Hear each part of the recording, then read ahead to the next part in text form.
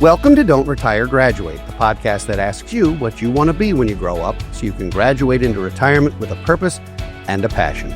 I'm your host and valedictorian, Eric Brotman, and this is the 6th season of our show. Every other Thursday, we'll be bringing you interviews with amazing guests, and on alternating weeks, we're hosting our Diary of a Financial Advisor segment, where we interview financial advisors about their professional journeys and their passion for helping others succeed. So please take a moment to subscribe so you never miss an episode. Today, I'm pleased to be joined by Shari Fleming. Shari received a Bachelor of Science in History and a Bachelor of Science in Black Studies and graduated Magna Cum Laude from Lincoln University in Pennsylvania. After graduation, she attended University of Maryland School of Law, received her JD, and was admitted to the Maryland State Bar in 2008. Her post-law school education includes achievement of the designations of Accredited Estate Planner and Chartered Advisor in Philanthropy. In addition to practicing law, Shari serves as Plan Giving Officer for Bowie State University and is responsible for the cultivation and solicitation of gifts involving estates, trusts, and other gifts that reflect deferred giving opportunities.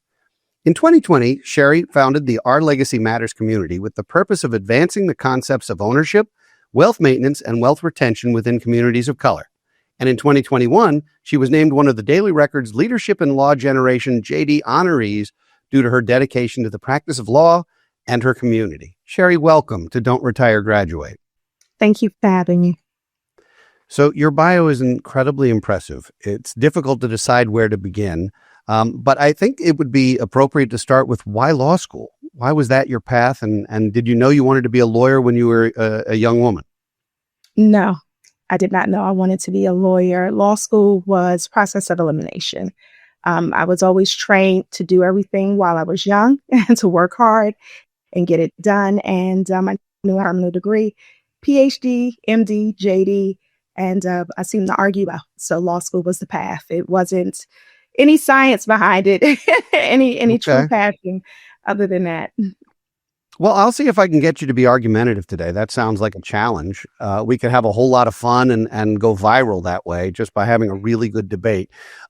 So your passion is charitable planning, philanthropy, right? I mean, you're an estate planner by trade and you do that by day, but am I correct that philanthropy is really the thing that gets you going every day? Honestly, if I had to sum it up, my passion is really helping individuals reach and accomplish their goals while supporting the causes that they love. That's my bio.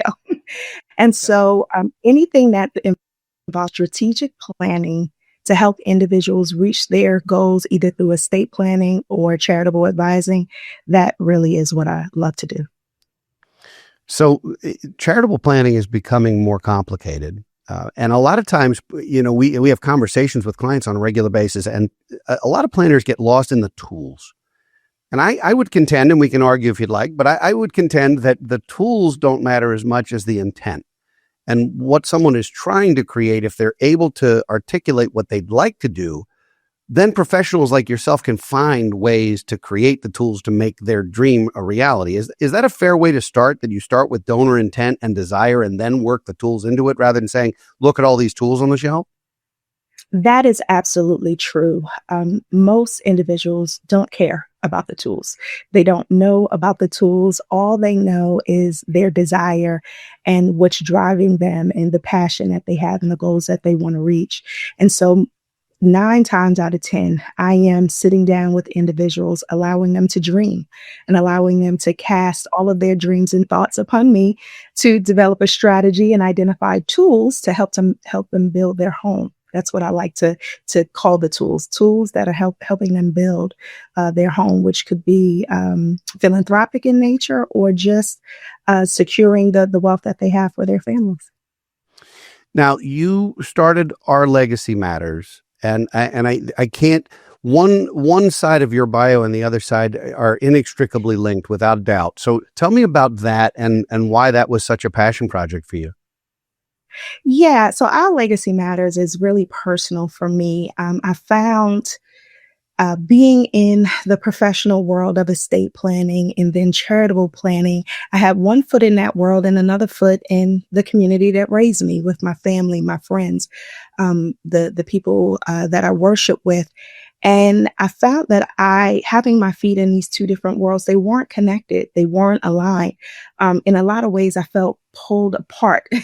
I felt at one point that I was being split because these two worlds weren't really going in the same direction. And what that means is that I found that most professionals weren't looking to serve individuals that fall within my communities. I found that the individuals in my communities weren't looking to be served, didn't have an expectation, and simply was doing a lot of research and things on their own. And it was filled with so much misinformation.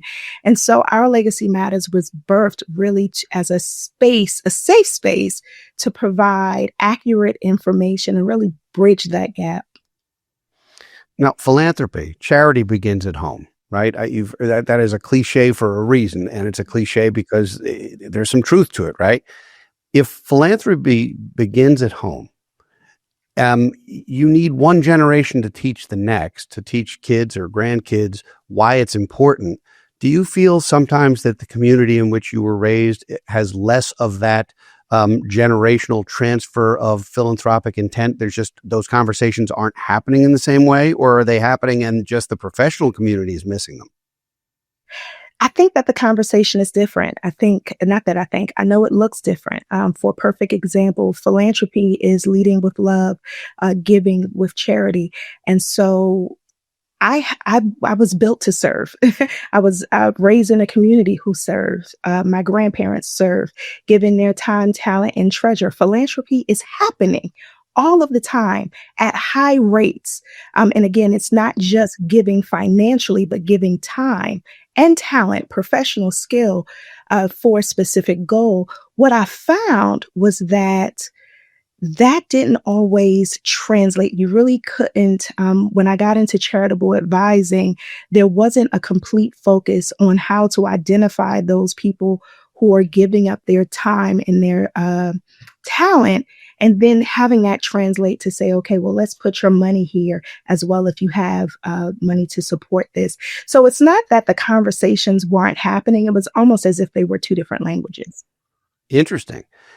So I know you and I met through the Baltimore Estate Planning Council. We were both on the same dais at Stevenson University talking to a packed house of students who were interested in getting into this field, which was great. And what was nice about the packed house of students is it was a extraordinarily diverse group.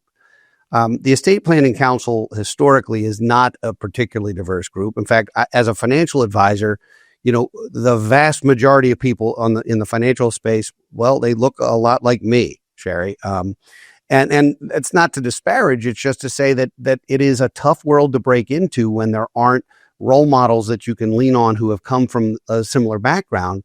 So do you think the pendulum is swinging? Do you think the fact that we had a packed house at Stevenson with a very diverse audience means that the message is getting out there that this is not only a good career for all different kinds of people, but that it can be a wonderful life for all different kinds of people? And maybe that message is a little new? I think the message is getting out there. For one, I would have never known that you could have a career in philanthropy. Actually, I did not know, even as a lawyer in law school, or a student in law school and a practicing attorney, I did not know that you can have a career in philanthropy or charitable advising. And so I think the message is there. I think the biggest gap when building a business in philanthropy, when building a business in financial planning, even estate planning, as you mentioned, are having those natural mentors, but also having that sphere of influence. Where are you going to get clients from? How are you going to build your business? And so it does require a lot of sharing and a lot of everyone breaking out of their boxes to become comfortable with one another. So let's go back to 2008. 2008, the Great Recession was on the horizon. You didn't know it when you passed the bar, I assume, but it was coming, and the world was about to be financially strapped for a year and a half. Take us back to the very beginning of your career. You hang a shingle. Were you working with a different firm, or did you hang your shingle right away? What did that look like? No, for my first 6 years of practice, I worked for what is now called Disability Rights Maryland, and I represented individuals who are really children, young adults up to the age of 21, who needed medically necessary services under the Maryland Mm, Medicaid program and through the Developmental Disabilities Administration. And okay. through that work, which was great work, I learned and discovered special needs trusts. Um, Okay. some of it was me encountering who I thought, and we can title low income, we can put a picture or face on it, but I would pull up to homes that was cost way more than the one that I lived in at the time. And I would have to ponder how was the individual I representing to receive services through Medicaid uh, able to have Medicaid. And so I went down a rabbit hole. I was very good at my job and advocating for my clients, but it did make me see how a lot of the tools that are available to everyone are being used. And so I got into special needs trust. I got more into estate planning, and I just jumped. That's the true millennial in me. I just jumped from one to another. So you mentioned a couple minutes ago that the challenge for new practitioners, whether it's finance or law or what have you, is where your client's going to come from, who you're going to. You didn't face that because of your role. I assume there was more need that could even be served in that community, and so you were busy, I'm sure. Well, I did face that. So I had a number of clients who knew of the work that I already did. And so they started my practice and they helped me. They were the foundation.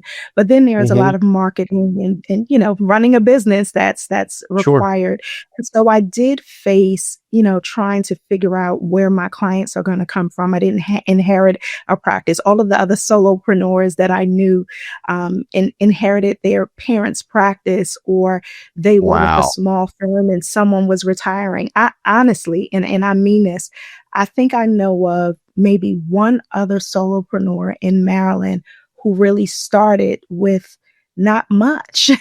And maybe I Mm. don't know a lot of people, but so I did have I'm to sure you know spend a lot of people. I'm sure you know a I lot did of have people. to spend a lot of time, marketing and really studying to show myself to be an expert, because at the end of the day, that is what people come to me for, because they know that I'm an Mhm. expert in the field, and they also know that I lead and practice with compassion that they don't always see. So, but this was 2014, right? So for the first 6 years of your 2015, yeah. career, you were bombarded with opportunity. You didn't have to find clients right out of law school. You had to find them when you hung your shingle, started your firm, and now it's like, who do I represent? So at Correct. least the good news, if there's good news, it's that you were a little bit older and had a little bit more experience, even though you didn't necessarily have the natural market. You got to Correct. do I it did have as a 30-year-old. Not that I'm, but you got to do it as a 30-year-old, not a 24-year-old is my point, plus or yes, minus. yes, yeah, I did have Okay. confidence in myself as a Mhm. practitioner by the time I left, which is a major deal. And just to clarify, Disability Rights Maryland did not, I don't know what they do now, but at the time they did not do special needs trust work. It was pretty Oh, much ancillary research that I did at the time, to okay. determine how my clients were able to be my clients. So when going into estate planning, I did not start an estate planning practice with that legal services organization. So I wanted to clarify that.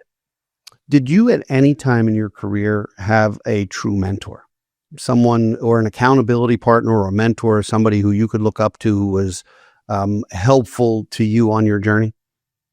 Yes, when you say career, start as a student.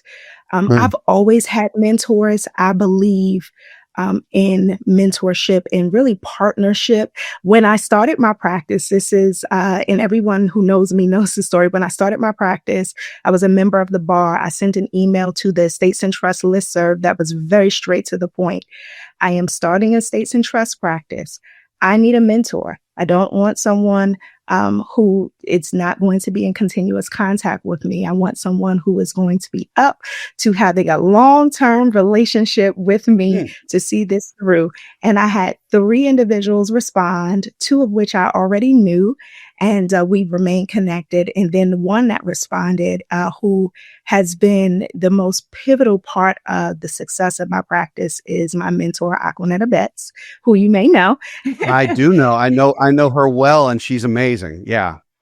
She is phenomenal. And I will say hands down that I wouldn't really have been able to make it as a solo practitioner without her assistance. She has been, if we were in a firm, she would be, the managing partner and I would be an associate. She has been completely critical and just navigating me through the tough spots, both professionally and personally. And I hope one day that I can serve in that capacity for someone else. Well, and that was going to be my next question. But now that you mentioned Aquanetta, you guys have parallel careers in that you're both doing estate planning and philanthropic planning. You're at Bowie and she's at George Mason, if I'm not mistaken. And so you guys are doing some of the same stuff. And you're still very much active with her and with your ongoing conversation? Yes. Not That's as great. active. I think our lives are a little busy. I think I've Yeah. jumped out of the nest a lot of it. And so, but Okay. yes, we do remain connected. So the next question, which was the first thing that came to mind when you said that you hope you could pay this forward at some point, I was going to ask, have you found a mentee? Is there someone out there who looks to you the way you look at Aquanetta? Well, I do have a number of mentees through the Estate Planning Council, through colleges. I do connect with a number of colleges. So I do have a few people who I connect with and mentor. And, every relationship is different. I could be a little jaded. Aquanetta is, I can't describe, in words how I really feel about her. I love her. And so, I don't know if my mentees feel that about me. Hopefully one day they will, but I do mentor. I absolutely do. Be hard. It can be hard to have several. I mean, you went out and posted on a listserv, I would like a long-term relationship. That's not for those people in the dating pool. I don't think that's the way it works most of the time. So professional dating, I guess, is different than personal dating. You can ask for that. But if you have a handful of mentees, is that more of being sort of advisory coaching rather than that one-on-one relationship? And is that something you're seeking at some point in your career?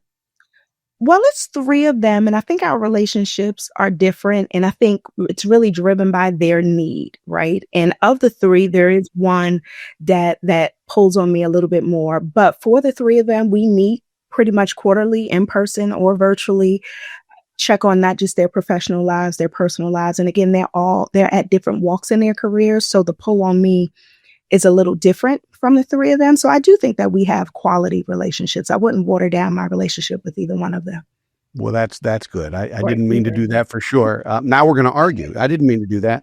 And I did promise the audience there'd be at least one argument. So I'm still looking for the opportunity I'm still looking for the opportunity to see if you're actually good at that. Because I was told as a kid I was good at arguing also, and wound up not going to law school. So I have to get this in somewhere.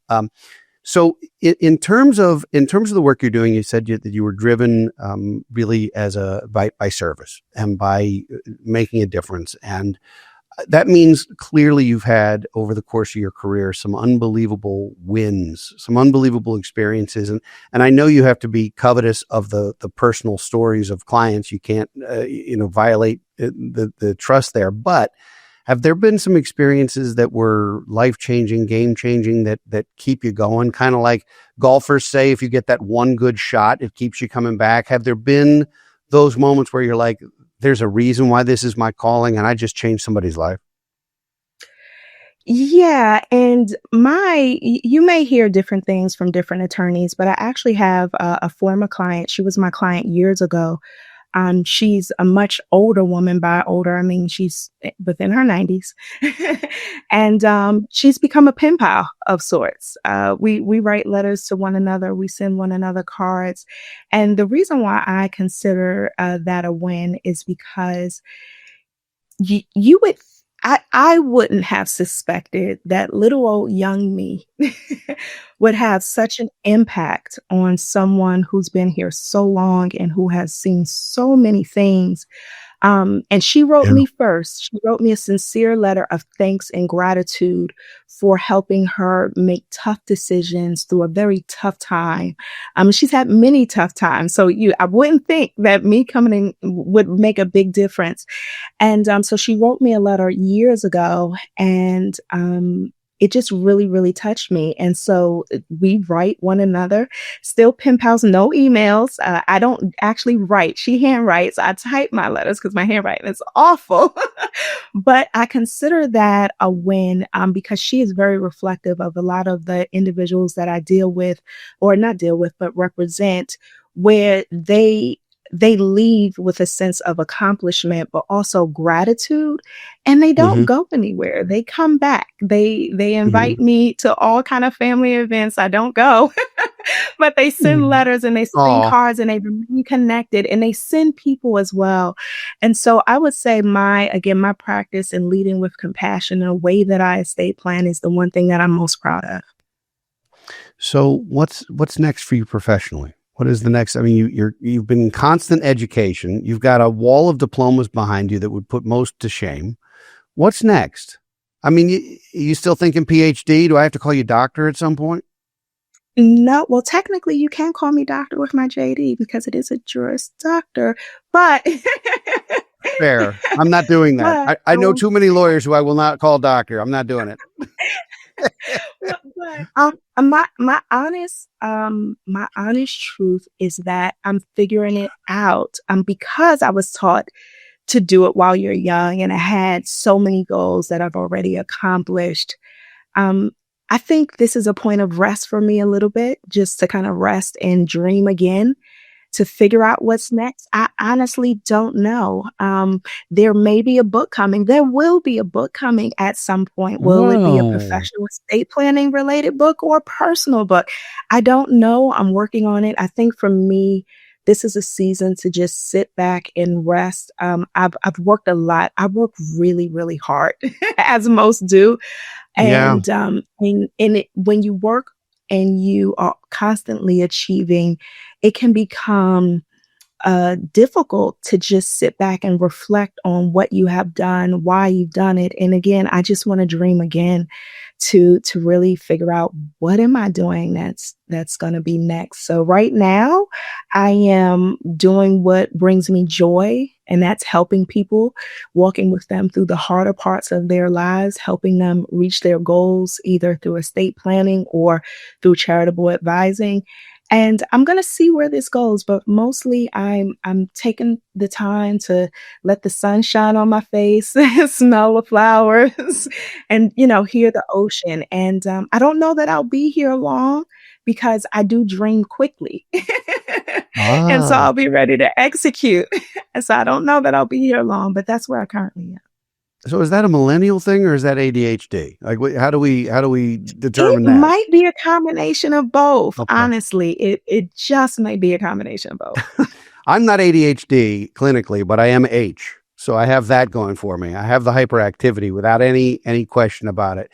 So you said, number one, you said that a book will be coming. So I'm holding you to that and excited to participate in any way I can with that, because having done 3 books, it's a lift. It's a major Yeah, undertaking, but wonderfully rewarding.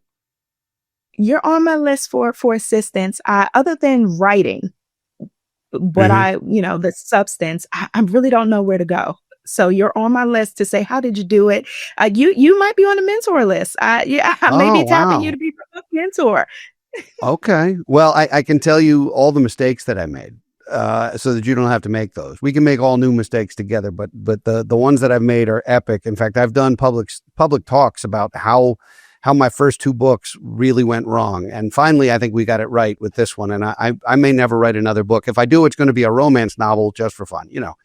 Um, no more financial planning books. Do something fun. So you mentioned one of my favorite words in the world. It's a 3-letter word, not a 4-letter word. It's a 3-letter word, and it's joy. Mm. Finding joy in our work and in our lives has never meant more to me. And I've got a number of years on you. I know that. So I'm not going to date myself here, but I have a number of years on you. And the older I get, the more seasoned I get professionally, the more I realize that joy is the most important driver for me. And so I undertook an exercise, and I'm going to give you homework. And I actually, you and I are going to be doing a webinar together. So I know we're going to be seeing each other in October, and we'll tell everybody a little more about that. But prior to then, I'm going to give you a homework assignment, and we'll see Okay. if you do this is your homework assignment, okay? And you can take a sheet of paper, or if your handwriting's really that bad, you can use a spreadsheet. I would say that people who have terrible handwriting are the smartest people on the planet. I don't know if you knew this, but people with bad handwriting, it's because their brains are faster than their hands. So now you know. And of course, that means my penmanship is also terrible because I fancy myself as being bright. But here's your assignment. Take 4 quadrants. 4 quadrants. It can be a yellow sheet. It can be a 4 quadrants of a spreadsheet, whatever you want. And on one axis, you have joy, high joy to low joy. And on one axis, you have either revenue or success, or however you're going to define professional success. This isn't for personal things. This is for professional things. So that what you wind up is you have 4 quadrants: the high joy, high success, or high joy, high revenue. That's where the things that you do professionally that also make you financially successful, that's where you want to spend the vast majority of your professional time. You then have the spot that's high joy, that's lower success, where you want to make sure you carve out enough time in your life for those things. Those are the things that matter. It might be volunteer work. It might be just passion projects that you're doing, but they're things that bring you joy that you don't want to give up, that you want to make sure you have time for in your life. Then we get to the low joy 2 quadrants, right? The low joy, high success. That's the grind. That's the stuff you're doing that's paying the bills, but it's not a whole lot of fun for you anymore. In a perfect world, that's what you delegate. That's where you find somebody within your team and say, listen, I can find somebody who is more joyful because of this project that doesn't bring me any, but will bring him or her joy. And then you have the last quadrant, the quadrant, which is, these are truly the dregs. It doesn't make me happy. It doesn't make me more successful. Why am I doing this? Some of them are have tos. You have to do certain things, but a lot of them are things we cling to and we can give up. And so when I went through this exercise myself, because I'm in a process of trying to figure out how to recreate myself professionally. And it sounds like for you to say it's a pause, it's a period of rest, it's a period of thinking, it's a period of introspection. This project, as simple as it sounds, made a huge difference in deciding how I should spend my time, where I should spend my energy, and it's working. So you have a homework assignment. If you're going to handwrite it and I can't read it, you only get partial credit. If I can't read it, I can't read it. But if you're willing to share that with me transparently, we won't put it on the air or anything. We don't have to tweet it out. But if you're willing to share it with me, I would be delighted to walk you through that, because it was an amazingly impactful exercise for me. I am going to do that. I'm going to actually start today.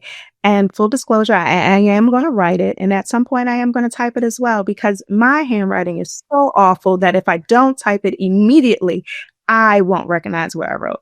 And so it's really that bad. You can't read your own handwriting? After a while, if I leave it too long, after a while, yes. Wow. And I can say that in an open and honest fashion. I'm not ashamed. I will tell you that most of our coworkers, there's 21 of us here, the people who've been here long enough have already gotten a master's degree in my handwriting.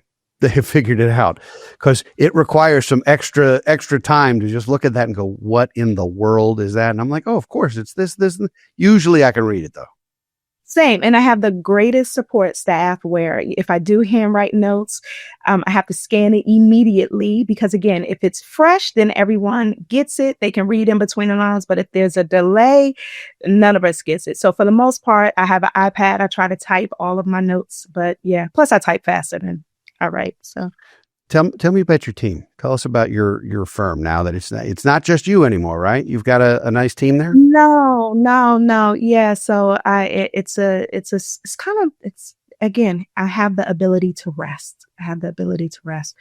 And so, I have my paralegal that's been with me since 2020.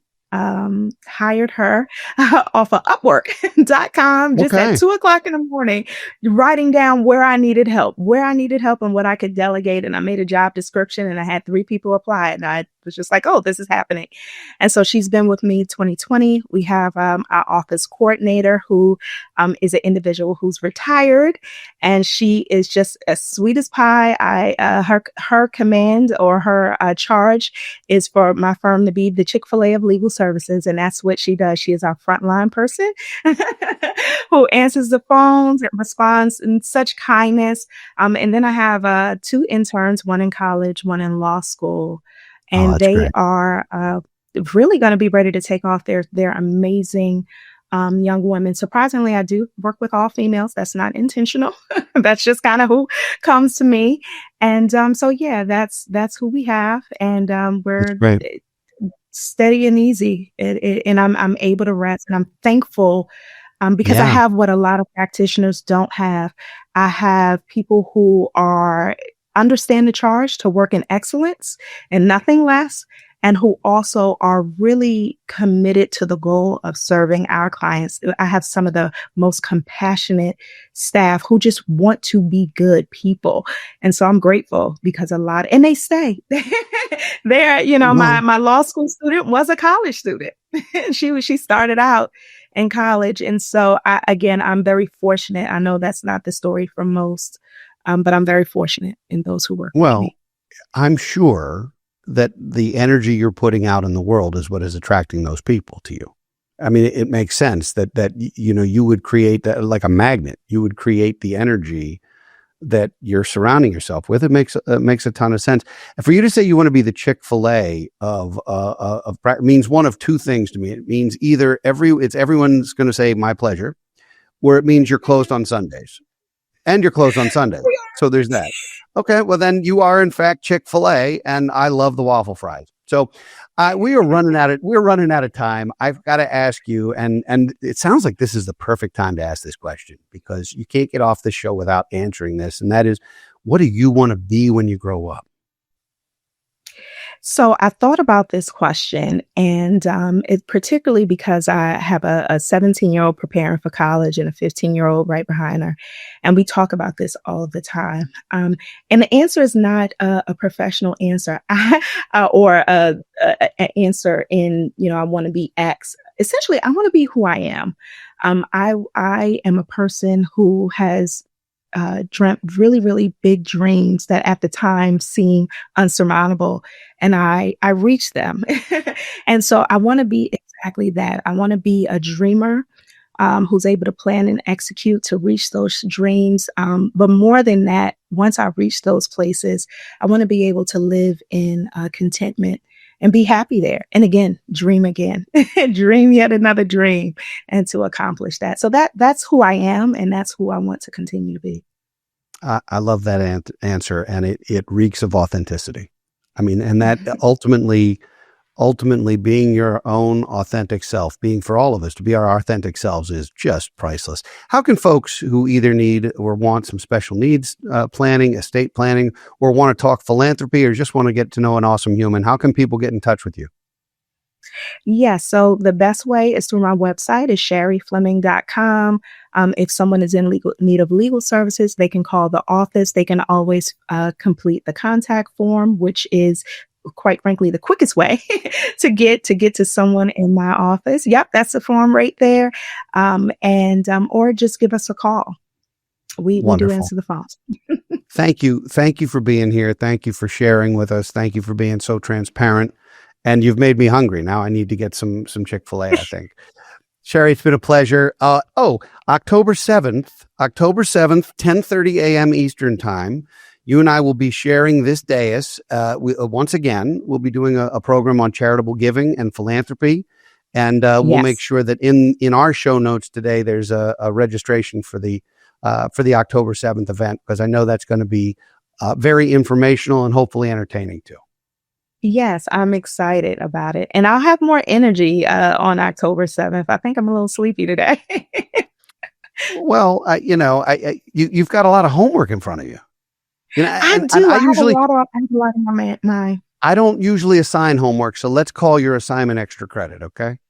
It's extra credit. Okay. What does it do? I need a due date. Is it due October 7th? It is absolutely due by October 7th because we're going to be live that day. And if I don't have that's a lot of time. I'm going to out you for that, though. I'm going to be like, she did not do her assignment, and you don't want that on air. But I'll do it. If you cannot tell, if you know nothing else about me, know that I am an overachiever. I will do this assignment and do it excellently. Well, then I want this before October 7th. That sounds fair. Absolutely. Thanks for doing this and for being here. And you don't seem sleepy to me. Thanks again. Thanks for having me. I'd like to thank everyone for listening and watching today. If you enjoy our show, please be sure to share it with friends and family so they can join you on your journey to financial freedom. And please take a moment to leave us a review or a rating on your favorite podcast platform. Those are priceless to us. We'll be back next week with another entry in our Diary of a Financial Advisor, and in 2 weeks with another engaging guest. For now, this is your host, Eric Brotman, reminding you, don't retire, graduate. Securities offered through Kestra Investment Services, LLC, Kestra IS, member FINRA SIPC. Investment advisory services offered through Kestra Advisory Services, LLC, Kestra AS, an affiliate of Kestra IS. Kestra IS or Kestra AS are not affiliated with Brotman Financial or any other entity discussed.